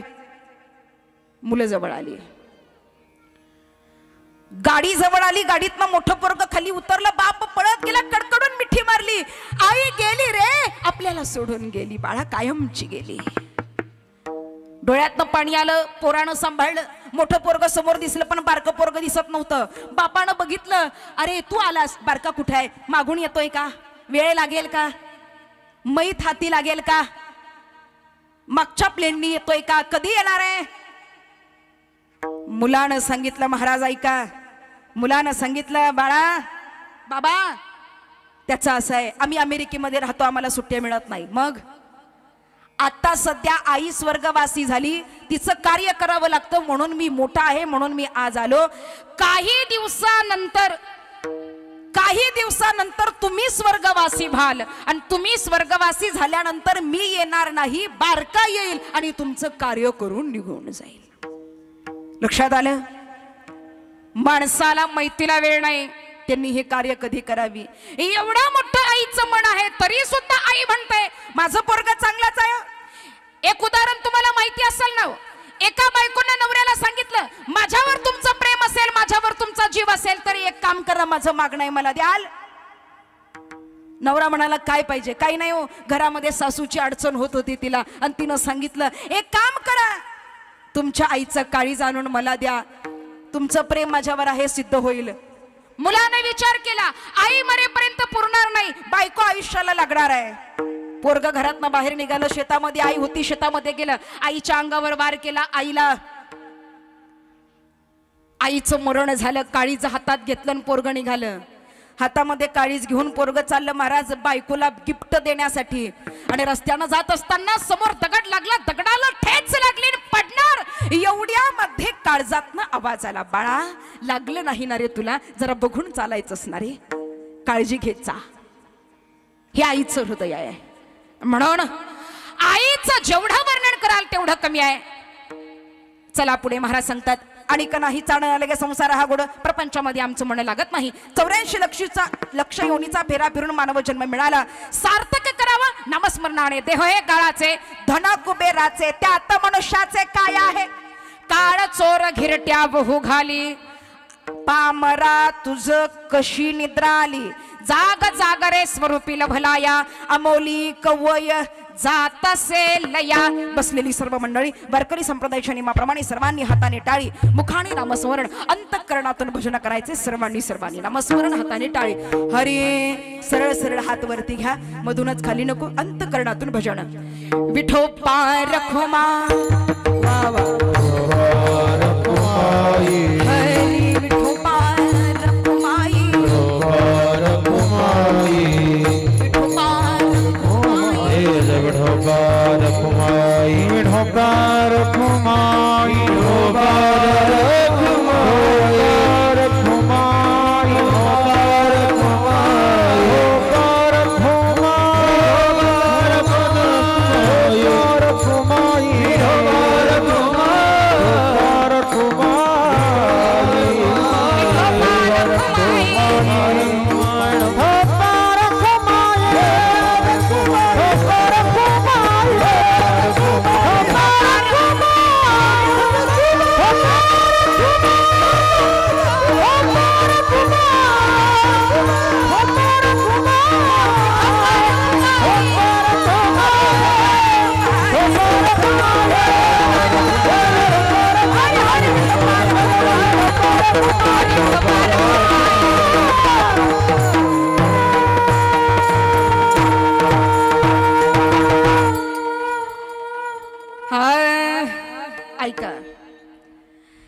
रक्ताचा थेंब आणि थेंब या मातीमध्ये सांडलं.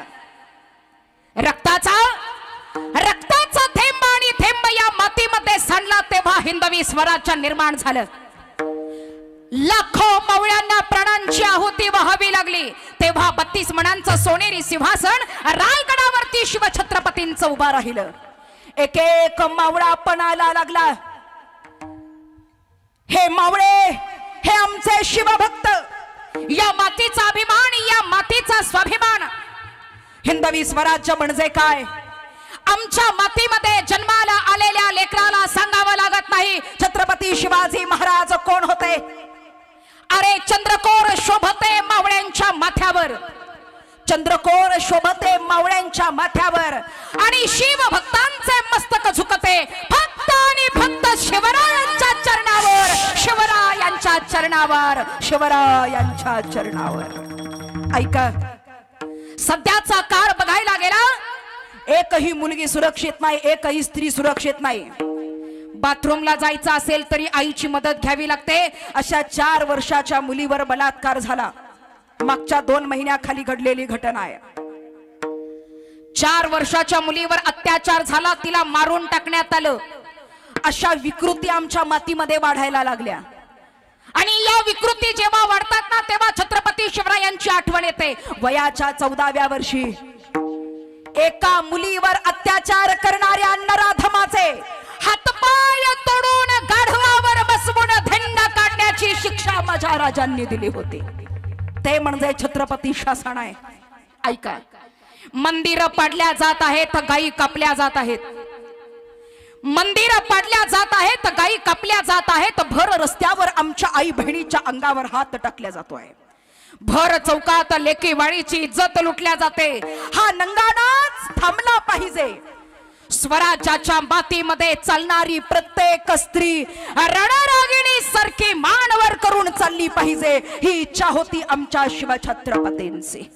काय घडतंय मंडळी ऐका, हे सगळं थांबवण्यासाठी जगदंबेचं ठाणं बसलेलं होतं, देवीचं ठाणं मांडलेलं होतं, नवरात्र चालू होता आणि हा नंगानाच थांबवण्यासाठी एका आईनं काय केलं आणि एका आईचा संघर्ष काय होता ऐका. आई म्हणजे काय, माता म्हणजे काय याचं जिवंत उदाहरण ऐका. नवरात्रातल्या 7व्या माळेला, नवरात्रातल्या 7व्या माळेला पुराणगराला जिजाबाई आल्या दर्शनाला. देवी समोर पदर पसरीला, देवी समोर पदर पसरीला. एक बाळ हवा मला, तुझी शक्ती हवी मला. भवानी पावन बसाला, पावन बसाला निराली, पावन बसाला निराली, पावन बसाला निराली.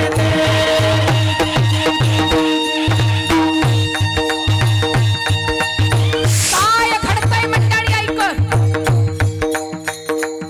उजवा कौलमणी धरलेला, उजवा कौलमणी धरलेला, आत्मेनं कौल बघालेला. आनंद झाला मातेला, आनंद झाला मातेला. भवानी पावली नवसाला, पावली नवसाला निराली, पावली नवसाला निराली, पावली नवसाला निराली. या महाराष्ट्रामध्ये संत जन्माला आले, वीर जन्माला आले, शूर जन्माला आले. महाराष्ट्र पावन तो झाला, महाराष्ट्र पावन तो झाला. जन्म दिला शूरवीराला, साधू संत मर्द मराठाला, साधू संत मर्द मराठाला.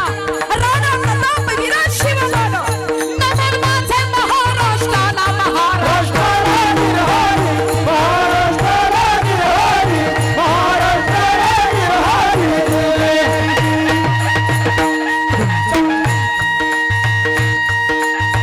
देवीला मागणं घातलं आणि देवीला गोंधळ घालावा लागतो म्हणतात मंडळी.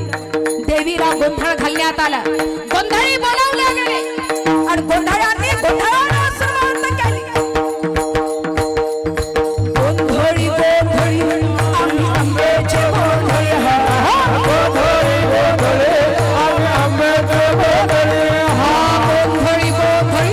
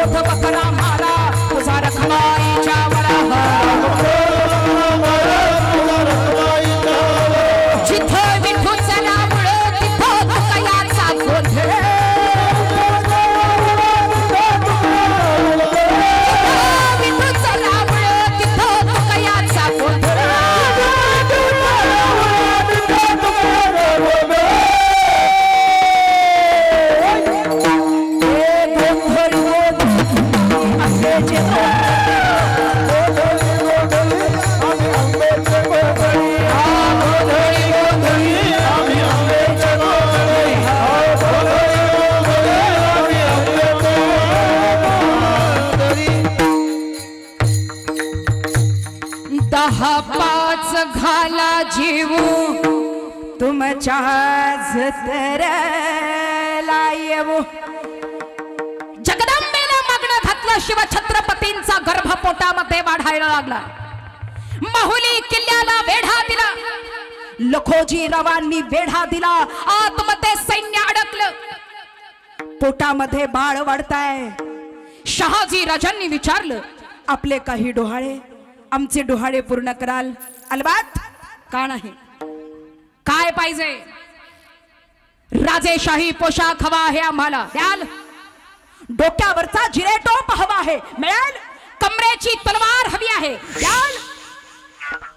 आम्हाला वाटलं भरजरी वस्त्र मागाल, गड किल्ला जिंकून मागाल, आणि आपण तर आमचा पोशाख मागताय, देताय ना? अंगावरती पोशाख चढवला, डोक्यावर जिरेटोप घातला, कमरेची तलवार बाहेर काढली मंडळी, आणि गर्र गर्र गर्र फिरवायला सुरुवात केली. जणू काही पोटातलं बाळच बोलायला लागलं होतं मंडळी. गर्र गर्रा फिरवी पट्ट्याला, गर्र गर्रा फिरवी पट्ट्याला, फिरवी पट्ट्याला, फिरवी पट्ट्याला, गर्र गर्रा खाल्लं दाताला, चर चरा वळलं मुठीला, चर चरा वळलं मुठीला. येता हो आम्ही जन्माला, डोहाळे लागले मातेला, सांगती शहाजी राजाला. 7 महिन्याची गरोदर बाई घोड्यावर बसली, लगाम खेचला. आई म्हणजे काय, आईचं कर्तृत्व काय, माता म्हणजे काय, ऐका. सह्याद्रीच्या सिंहाला जन्म द्यायचा होता मंडळी, काय डोहाळे लागले असतील त्या सिंहेनेला. 7 महिन्याची गरोदर बाई घोड्यावर बसली, घोड्याचा लगाम खेचला, आणि राजमाता जिजाऊ मासाहेबांचा घोडा सह्याद्रीच्या दर्या खोऱ्याने दौडायला लागला. सह्याद्रीच्या दगडा खोऱ्यातून घोडा दौडायला लागला. मारुनी टाच घोड्याला, मारुनी टाच घोड्याला, टाच घोड्याला, टाच घोड्याला, घोड्यावर स्वार समयाला, घोड्यावर स्वार समयाला. एके दिवशी मध्यरात्रीला, एके दिवशी मध्यरात्रीला, गर्भात शिकवी बाळाला, शिकवी बाळाला निरहा, शिकवी बाळाला निरहा, शिकवी बाळाला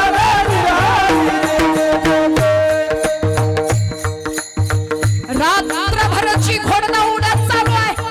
पोटामध्ये बाळ सुंदर गावाजवळ येऊन घोडा पोहोचलेला आहे, आणि घोड्यावरून पाय उतार होत असताना तोल गेला, आणि शहाजी राजांनी धरलं.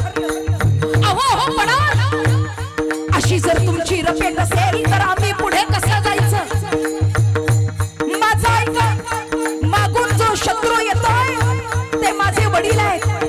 माझे वडील असल्यामुळे मला धोका नाही.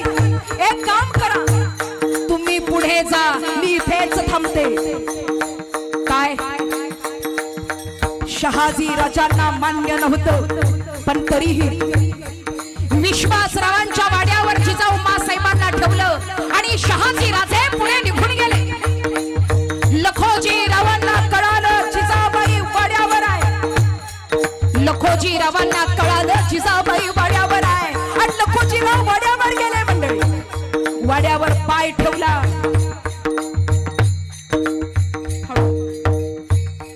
मा साहेब नेमक्याच खाली बसल्या होत्या. मा साहेब नेमक्याच खाली बसल्या होत्या. पाण्याचा घोट गळ्यात न उतरतो न उतरतो, एवढ्या वाड्याच्या दरवाजात लखोजीरावांनी पाय ठेवला. होते कोण? स्वतःचे वडील. बसल्या बसल्या तलवारीला हात लावला, आणि मासाहेबांनी आवाज दिला, कोण आहे बाहेर? श्रीनिवास सरदार राजा सिंदखेड लखोजीराव. खाली पडलेली तलवार उचलली, मासाहेबांनी भिरकावली, आणि आवाज दिला, खबरदार आबासाहेब, पुढे पाऊल टाकाल तर खांडोळी केल्या जाईल म्हणते मी. आवाज होता मासाहेबांचा. स्वतःच्या वडिलांच्या अंगावर तलवार घेऊन मासाहेब धावून आल्या होत्या. आपल्या लेकीला समोर बघितलं, हातातली तलवार गळून खाली पडली. हात पसरले आणि मोठ्या प्रेमानं आवाज दिला, जिजा ये ग जिजा ये. किती दिवसातून बघतोय माझ्या लेकराला, किती दिवसातून बघतोय, ये बाळा ये. मासाहेबांनी तलवार खाली टाकली, पोटाला हात लावला, हळूहळू पाऊलं टाकत वडिलांच्या जवळ आल्या. कडकडून मिठी मारली. घामानं भिजलेलं ते शरीर, विस्कटलेले ते केस, हृदयाची होणारी धडधड, शरीराला सुटलेला तप्प, थरथरणारे ओठ. तोंडावरून हात फिरवला, केसांवरून हात फिरवला. बासाहेब लखोजीरावांनी विचारलं, कशी आहे माझी जिजा, कसं आहे माझं बाळ, बरी आहेस ना ग? तुम्ही विचारताय मी कशी आहे? मासाहेबांनी धक्का दिला, तुम्ही विचारताय मी कशी आहे, ऐकायचंय ही जिजा कशी आहे, ऐकायचंय. आबा ऐक, आबा माझ्या पोटात बाळ आहे, तुम्ही आजोबा होणार आहात, मी आई होणार आहे असं म्हणतात. पोटात बाळ असलं की पाय सुद्धा जपून टाकावा, नाहीतर बाळाला धोका असतो. पण याच बाळाचे प्राण वाचवण्यासाठी या सह्याद्रीच्या दगडा थोंड्यातून फिरते आहे आबा. अशी आहे तुमची जिजा, अशी आहे तुमची जिजा, अशी आहे तुमची जिजा. ना माहेरी ना सासरी मध्येच मी जे सांगत आहे ना, ते एका आईचा संघर्ष आहे. छत्रपती शिवाजी महाराजांनी केलेला पराक्रम आणि त्यांचा इतिहास आम्ही नेहमी ऐकतो. पण त्या सिंहाला जन्म देताना त्या मातेला काय त्रास सोसावा लागता, त्याचं हे थोडंसं वर्णन. आबा अशी आहे तुमची. बस बस पोरी, ऐकवत नाही. तोंडाला हात लावला, एक काम कर पोरी, मला पुढे जायचंय पण तुझी अवस्था बघून माझा पाय निघत नाहीये. एक काम कर, तू चल माझ्या सोबत, चांगल्या ठिकाणी व्यवस्था होईल. कुठं जायचं? आपल्या घरी राजा सिंदखेडला. चल आवरायला घ्या रे, आपल्याला निघायचंय. महिला मंडळ ऐका, बाप म्हणतोय लेकीला चल माझ्या सोबत. पोरीचं उत्तर काय आहे? आबा मी तुमच्या सोबत आले असते पण येऊ शकत नाही. त्याचं कारण, मी जरी मुलगी जाधवांची असले ना आबा, मी जरी मुलगी जाधवांची असले ना आबा, तरी सून मात्र भोसल्यांची आहे, सून मात्र भोसल्यांची आहे. माझ्या नवऱ्यानं मला इथं सोडलंय, माझे वडील जरी चल म्हणाले तरी येऊ शकत नाही. अगं पण तुझी ही अवस्था, माझी काळजी वाटत असेल, इथून काही अंतरावर शिवनेरी नावाचा गड आहे, या गडावर मला निघून सोडा, तिथं माझी व्यवस्था होईल. मासाहेबांना शिवनेरी किल्ला चढण्याची तयारी चालू झाली. मंडळी, गड चढत असताना शिवाई देवीचं मंदिर लागलं. दर्शनासाठी लखोजीराव थांबले. कमरेचा कसा काढला आणि मासाहेबांच्या हातामध्ये दिला. पोरी, जगलो वाचलो तर येईल बाळाला भेटायला, नाही आलं तर हा आजोबांचा आशीर्वाद म्हणून लेकराच्या अंगावरून ओवाळून देवीच्या पायावर ठेव. आबा असं बोलायचं नाही, देवी पुढे उभी आहात, आबा असं बोलायचं नाही, यावं लागेल. माझ्या बाळाला बघायला येणार ना, आशीर्वाद द्यायला नातवाला येणार ना? अरे व्हायला काय येतो, मला काय धाड भरली, पण हे रणांगण आहे. मासाहेबांना गडावर सोडलं आणि लखोजीराव निघून गेले. काही दिवसातच दौलताबाद या ठिकाणी म्हणजे देवगिरी किल्ल्यामध्ये लखोजीरावांना बोलावण्यात आलं आणि त्यांच्या देहाचे तुकडे तुकडे करण्यात आले. अमानुष कत्तल झाली. ही बातमी गडावर गेली आणि मासाहेबांच्या डोळ्यातनं पाणी आलं. आबा, ज्यांच्यासाठी चंदनाप्रमाणे देहाची चवला, ज्यांच्यासाठी बाहुबलातलं सामर्थ्य खर्च केलं, त्यांनीच संपवलं. तुम्ही गेलात पण मी जिवंत आहे. मासाहेबांची तब्येत बिघडली. महाराज, वाड्याचा दरवाजा बंद झाला. सुईन बोलावण्यात आली, ताईन बोलावण्यात आली. एक दिवस गेला पण निरोप बाहेर येईना. तब्येत बिघडतच चालली होती. काय घडतंय कोण जाणे, काय घडतंय कोण जाणे.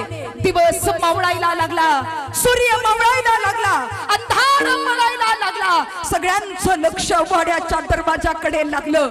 इकडून तिकडे मंडळी येरझाऱ्या झाल्यात आहे आणि सूर्य मावळत असताना, अंधार पडत असताना हिंदू धर्माचा सूर्य उगवल्या गेला. वाड्याचा दरवाजा उघडला. एक बाई वाड्याच्या बाहेर धावत आली. ऐकलात का? ऐकलात का?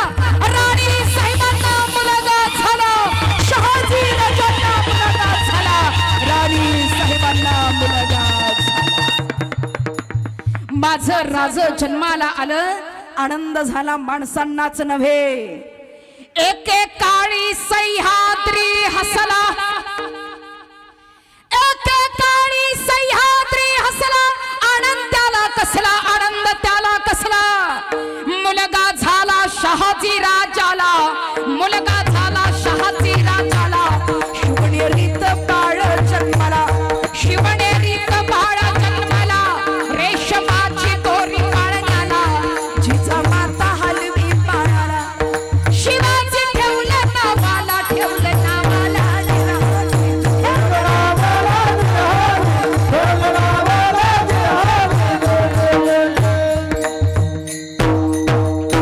शिवरायांचं स्वाभिमान कीर्तनामध्ये सांगण्याचं एकमेव आणि एकमेव कारण आहे, रायांची विचार, छत्रपतींचं तत्व आमच्या डोक्यामध्ये बसलं पाहिजे, माथ्यामध्ये असले पाहिजे, म्हणून हे विचार आहेत. कारण छत्रपतींचं तत्व होतं, रस्त्यानं चाललेली प्रत्येक स्त्री, प्रत्येक मुलगी माझी माता आहे, माझी आई आहे आणि तिला आईच्या समान वागवलं पाहिजे. पण सध्याचा काळ बघितला तर तसा नाही आहे.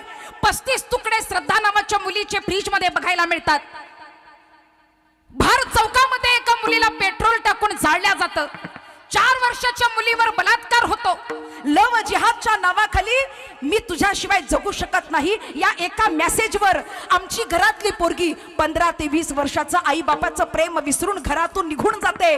महिन्याभरामध्ये पोरीचं प्रेत बापाच्या दारामध्ये येऊन पडतं. सध्याची परिस्थिती आहे. इथं बसलेल्या महिला मंडळ जेवढ्या आया आहेत ना, जाता जाता शेवटचं वाक्य तुम्हाला सांगून जाईल. प्रत्येकीला माझं सांगणं आहे, तुमच्या पोटाला जर मुलगी आहे ना, 8वीच्या पुढची असेल, कॉलेजला जाणारी असेल, शहरामध्ये जाणारी असेल, प्रत्येक आईला माझं सांगणं आहे, आपली मुलगी घराच्या बाहेर निघाली, तिला एक सांगायचं, बाळा स्वयंपाक नाही करता आला चालेल, भाकर नाही करता आली चालेल, धुणं नाही धुता आलं तरी चालेल, पण आपल्या मुलीला एक गोष्ट शिकवा. पोरी, रस्त्यानं जात असताना कुठल्या मुलानं तुझ्याकडे बघून शिट्टी वाजवली, कुठल्या माणसानं तुझ्याकडे वाकड्या नजरेनं बघितलं, पायातला पायतान काढून तिथंच त्याला हाणायची हिम्मत बाळा तुझ्यामध्ये असली पाहिजे. हे शिकवणं अत्यंत गरजेचं आहे. आणि हे ज्या दिवशी शिकवाल ना, त्या दिवशी आम्हाला स्त्री नाजूक आहे सांगण्याची गरज नाही. पहिली गोष्ट, स्त्री नाजूक नाही आहे. झाशीची राणी लक्ष्मीबाई, ताराबाई, जिजाबाई, कल्पना चावला, सुनीता विल्यम्स, पीटी उषा, प्रतिभाताई पाटील, मोठी मोठी नावं आमच्या पुढे आहे. मी जास्त तुम्हाला सांगत नाही, पण हे सगळ्यांना करणं गरजेचं आहे. पुरुष बांधवांना सुद्धा तळतळीची विनंती आहे माझी. छत्रपती शिवरायांसारखी दाढी आणि चंद्रकोर आम्ही वाढवतोय, वाढवलीच पाहिजे. दाढी वाढवा, चंद्रकोर लावा.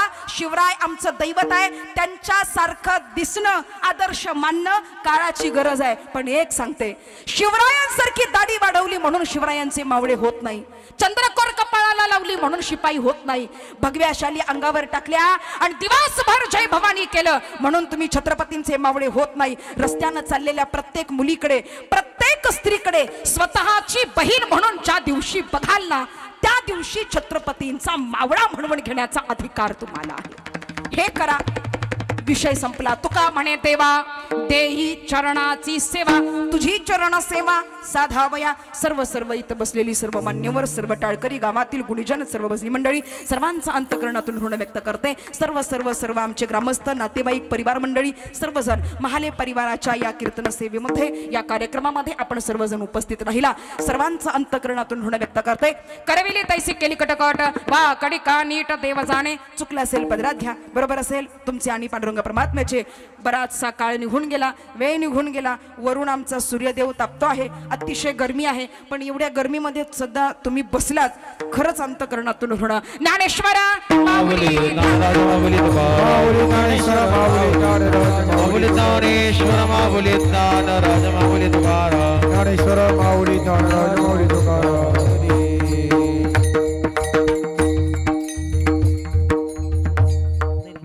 विठ्ठल जय जय विठ्ठल जय विठ्ठल जय जय निवृत्ती देवा काळ महिमा वर्णावा. शिवावतार धरुणी केले त्रैलोक्य पावन. समाधी त्र्यंबक शिखरी मागे शोभे ब्रह्मगिरी. अवतार धरुणी केले त्रैलोक्य पावन. निवृत्तीनाथांचे चरणी शरण एका जनार्दनी. शिवा अवतार धरुणी केले त्रैलोक्य पावन. नेले कुरेवे देवा कुडे उत्तरे. करा अपराध महाराज तुम्ही. काही उच्चारिला धी कार मी आपोला.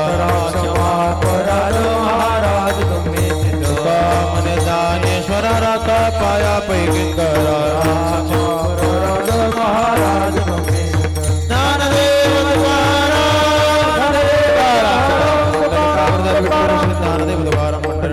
भगवान की जय। मौली दानेश्वर महाराज की जय। विश्वगुरु निवृत्तिनाथ महाराज की जय। 2 मिनिट